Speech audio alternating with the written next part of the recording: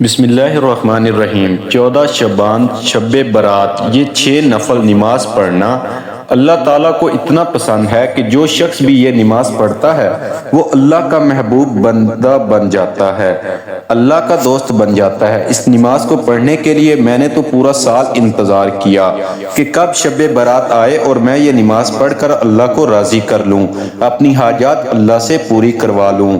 چند دن پہلے بتانے کا مقصد صرف یہ ہے کہ آپ اپنے گھر والوں کو، رشتہ داروں کو، دوستوں کو اس نماز کو پڑھنے کا طریقہ سکھا دیں۔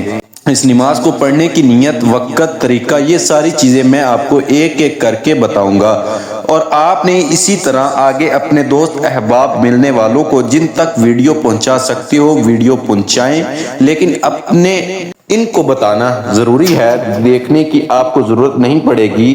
ام المومنین حضرت عائشہ صدیقہ رضی اللہ تعالی عنہا فرماتی ہیں، رسول کریم صلی اللہ علیہ وسلم میرے ساتھ تشریف فرما تھے۔ رات کو آپ صلی اللہ علیہ وسلم میرے حجرے سے نکلے، میں بھی آپ کے پیچھے نکلی، مگر میں نے آپ کو جنت البقیع میں پایا۔ وہاں آپ مومن مردوں اور مومن عورتوں اور شہداء کی بخشش کے لیے استغفار فرما رہے تھے۔ تو میں نے عرض کیا، یا رسول اللہ، آپ تو اللہ کے کام میں لگے ہیں اور میں دنیاوی حاجت میں ہوں۔ پھر رسول کریم صلی اللہ علیہ وسلم تشریف لائے اور فرمایا، اے عائشہ، میرے پاس جبریل حاضر ہوئے اور عرض کیا، آج شعبان کی 15ویں رات ہے۔ اس رات اللہ بنی کلب کی بکریوں کے بالوں کی تعداد کے برابر جہنم سے لوگوں کو آزاد فرماتا ہے، مگر اس رات اللہ مشرق کینہ رکھنے والا اور پجامہ ٹخنوں سے نیچے رکھنے والا اور ماں باپ کو ستانے والا اور ہمیشہ شراب پینے والے کی طرف نگاہ کرم نہیں فرماتا۔ 15 شعبان کی رات 14 شعبان کا دن گزرنے کے بعد جو رات آتی ہے وہ رات 15 شعبان کی ہوتی ہے۔ مغرب کے وقت اسلامی تاریخ بدل جاتی ہے۔ اسلامی مہینے میں 14 شعبان کا دن گزرنے کے بعد 15 شعبان کی جو رات آتی ہے، اس رات کو شب برات کہا جاتا ہے۔ مغرب کے وقت سے طلوع فجر تک یہ رات شب برات کی رات ہے۔ اب اس رات میں مغرب کی نماز کے بعد عشاء سے پہلے 6 رکعت نماز نفل ادا کی جاتی ہے، تو وہ 6 رکعت کس طرح ادا کرنی ہے وہ طریقہ بتاؤں گا۔ دوستو، ماہ رمضان کے علاوہ اسلام میں ماہ شعبان کے روزوں کی فضیلت اس بات کی گواہی دیتی ہے کہ شعبان کا مہینہ عبادت اور نجات کا مہینہ ہے۔ حضور نبی کریم صلی اللہ علیہ وسلم ماہ شعبان میں رمضان کے علاوہ باقی تمام مہینوں سے بڑھ کر عبادت کرتے تھے، لہذا شب برات دوسری راتوں کی نسبت عبادت کی زیادہ مستحق ہے۔ حضرت عبداللہ بن عمر رضی اللہ تعالی عنہ فرماتے ہیں کہ 5 راتیں ایسی ہیں جن میں دعا رد نہیں کی جاتی: 1 جمعہ کی رات، 2 رجب کی پہلی رات، 3 شعبان کی 15ویں رات، 4 دونوں عیدوں کی راتیں۔ علامہ ابن تیمیہ رحمۃ اللہ علیہ نے شب برات میں عبادت اور قیام پر لکھا ہے کہ جب کوئی بھی انسان نصف شعبان کی رات کو اکیلا یا جماعت کے ساتھ نماز پڑھے، جیسا کہ سلف میں بہت سارے گروہ اس کا اہتمام کرتے تھے، تو یہ بہت خوب ہے۔ شب برات ایسی مبارک رات ہے جب اللہ عز و جل آسمانوں دنیا پر جلوہ افروز ہوتے ہیں، اور اس رات زندگی اور موت اور نجات و مغفرت کے فیصلے ہوتے ہیں۔ اس رات اجتماعی طور پر خشوع خضوع سے گھروں اور مساجد میں عبادت کرنی چاہیے۔ گھر میں برکت کے لیے اہل خانہ کو چاہیے کہ وہ بچوں کو ایک ساتھ بٹھا کر تسبیحات اور نوافل ادا کریں۔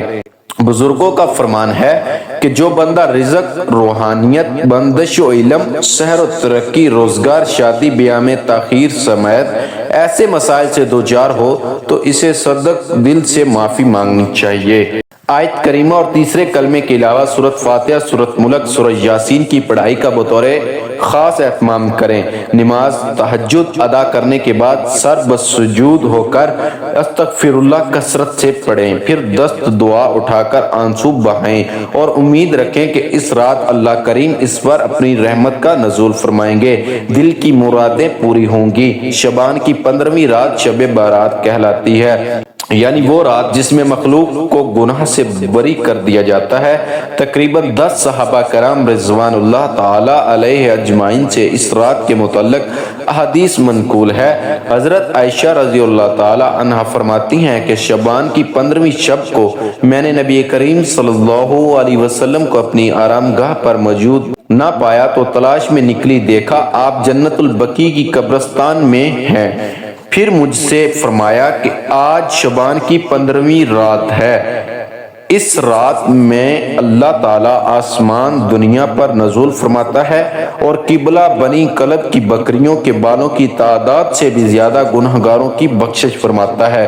دوسری حدیث میں ہے، اس رات میں اس سال پیدا ہونے والے بچے کا نام لکھ دیا جاتا ہے، اس رات میں اس سال مرنے والے ہر آدمی کا نام لکھ دیا جاتا ہے، اس رات میں تمہارے اعمال اٹھائے جاتے ہیں اور تمہارا رزق اتارا جاتا ہے۔ اس طرح ایک روایت میں ہے کہ اس رات میں تمام مخلوق کی مغفرت کی جاتی ہے سوائے 7 اشخاص کے، وہ یہ ہیں: مشرک، والدین کا نافرمان، کینہ، بغض رکھنے والا، شرابی، قاتل، شلوار ٹکنوں سے نیچے لٹکانے والا اور چغل خور۔ ان 7 افراد کی اس عظیم رات میں بھی مغفرت نہیں ہوتی۔ افضل یہ ہے کہ اس رات میں عبادت کیا کرو اور دن میں روزہ رکھا کرو۔ اس رات میں اللہ تعالیٰ اپنے بندوں کی طرف متوجہ ہوتے ہیں اور اعلان ہوتا ہے، کون ہے جو گناہوں کی بخشش، رزق میں وسعت طلب کرے، کون مصیبت زدہ ہے جو مصیبت سے چھٹکارا حاصل کروائے، بخشش کروائے، کون ہے رزق میں وسعت طلب کرے، کون مصیبت زدہ ہے جو مصیبت سے چھٹکارا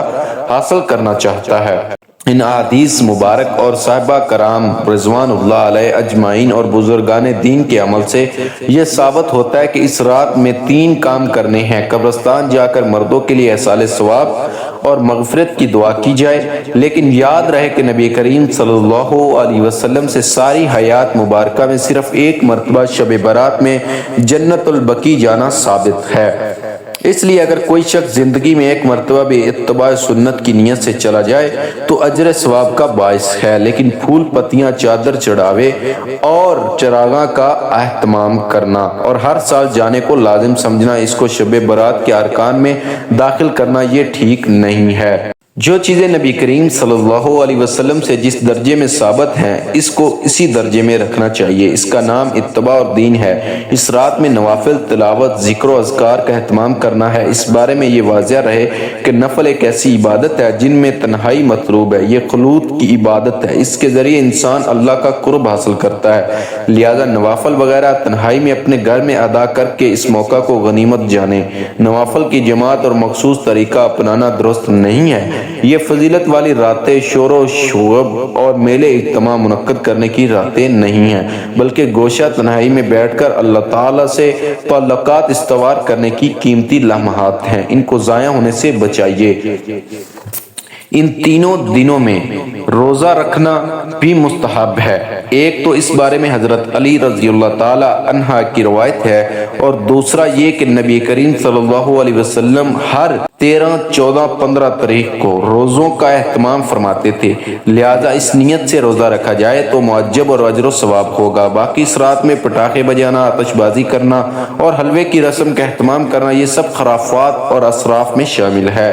شیطان ان فضولیات میں انسان کو مشغول کر کے اللہ کی مغفرت اور عبادت سے محروم کر دینا چاہتا ہے، یہی شیطان کا اصل مقصد ہے، اور سلف صالحین نے اس رات کی فضیلت سے فائدہ اٹھایا ہے۔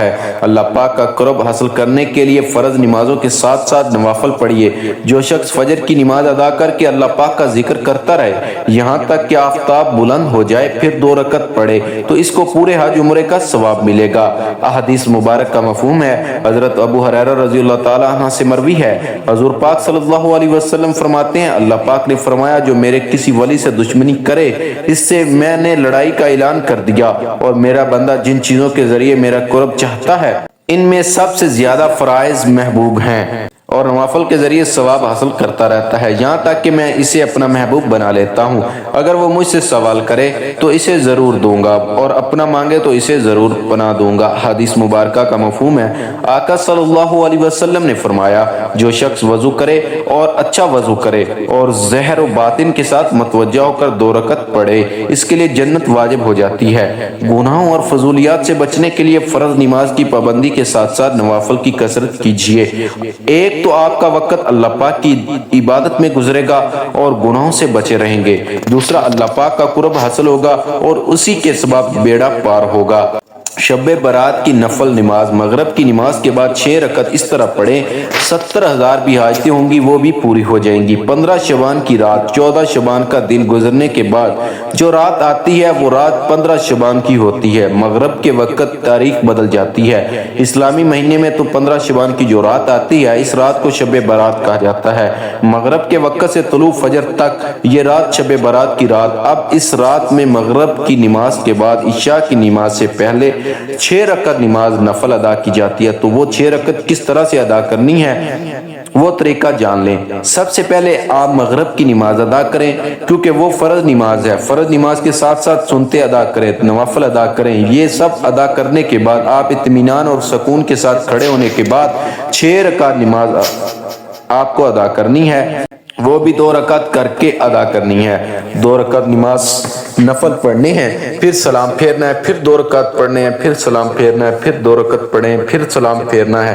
2 رکعت کر کے 3 مرتبہ 6 رکعت ادا کریں۔ سب سے پہلے آپ نے 2 رکعت نماز نفل کی نیت کرنی ہے۔ نیت آپ جس طرح دوسری نمازوں میں کرتے ہیں نفل نماز میں اسی طرح آپ نے نیت کرنی ہے۔ بس ذہن میں یہ خیال لانا کہ ان دونوں رکعتوں کے وسیلے سے صدقے سے اللہ تبارک تعالیٰ میری عمر میں فراخی فرمائے، میری عمر میں برکت فرمائے، میری عمر دراز کرے۔ یہ ذہن میں رکھیں، یعنی عمر درازی کے لیے آپ یہ نماز ادا کر رہے ہیں۔ نیت باندھنے کے بعد دوسری نمازوں میں جس طرح آپ سورۃ فاتحہ پڑھتے ہیں اسی طرح کوئی سورت ملائیں۔ رکوع کرنے کے بعد سمیع اللہ لمن حمیدہ کہیں، ٹھہریے، پھر سجدے میں جائیں، اللہ اکبر کہیں، 2 سجدے کریں۔ 2 سجدے کرنے کے بعد کھڑے ہو جائیں، پھر دوسری رکعت میں بھی اسی طرح 1 مرتبہ سورۃ فاتحہ، اس کے بعد کوئی دوسری سورت ملائیں، پھر رکوع سجدہ وغیرہ کریں۔ دوسری نمازوں کی طرح جب تشہد میں بیٹھیں گے تشہد پڑھیں، درود ابراہیم پڑھیں۔ پڑھنے کے بعد آپ سلام پھیریں گے، آپ کی 2 رکعت نماز مکمل ہو جائے گی۔ نماز مکمل ہونے کے بعد 1 مرتبہ آپ سورۃ یاسین پڑھیں گے۔ اگر آپ سورہ یاسین نہیں پڑھ سکتے تو 21 مرتبہ سورہ اخلاص پڑھیں گے۔ یہ پڑھنے کے بعد پھر سجدے کھڑے ہو جائیں۔ کھڑے ہونے کے بعد پھر 2 رکعت نماز نفل کی آپ نے نیت کرنی ہے۔ اب ان دونوں رکعت کو پڑھنے سے پہلے، نیت باندھنے سے پہلے آپ کے ذہن میں ایک بات ہونی چاہیے۔ وہ بات یہ ہے کہ اللہ تبارک تعالیٰ ان دونوں رکعتوں کی برکت سے میرے گھر میں برکت عطا فرمائے، مجھے آفتوں سے محفوظ فرما دے۔ یہ ذہن میں رکھنا کہ مجھے بلاؤں آفتوں مصیبتوں سے اللہ محفوظ رکھے اور میرے گھر میں برکت نازل ہو۔ یہ کہنے کے بعد آپ نیت کریں گے، اللہ اکبر کہہ کر ہاتھ باندھ لیں۔ جیسے دوسری نماز ادا کرتے ہیں، پہلے آپ نے 2 رکعت نماز نفل ادا کی، اسی طرح ہر رکعت ادا کریں گے، رکوع سجدہ وغیرہ سب کریں گے۔ 2 رکعت مکمل ہونے کے بعد آپ نے سلام پھیرنا ہے۔ ایک سلام پھیرنے کے بعد بیٹھے بیٹھے پھر سے آپ نے 1 مرتبہ سورہ یاسین پڑھنی ہے۔ اگر آپ کو سورہ یاسین یاد نہیں یا آپ نہیں پڑھ سکتے تو 21 مرتبہ پھر سے سورہ اخلاص پڑھیں۔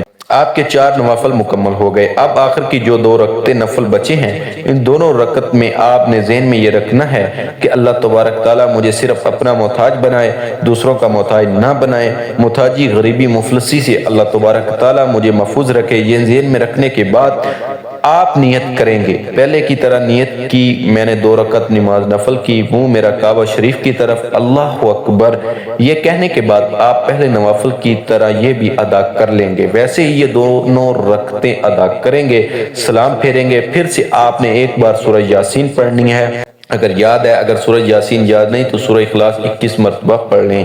اب آپ کی 6 رکعت نماز نفل مکمل ہوگی۔ یہ 6 رکعت نماز مکمل ہونے کے بعد آپ نے دعائے نصف شعبان پڑھنی ہے۔ اگر آپ کو دعائے نصف شعبان یاد نہیں تو آپ سن بھی سکتے ہیں اور پڑھ بھی سکتے ہیں۔ دعائے نصف شعبان پڑھنے کے بعد آپ دعا کریں گے اور دعا میں ان 3 چیزوں کے بارے میں ذکر کریں گے۔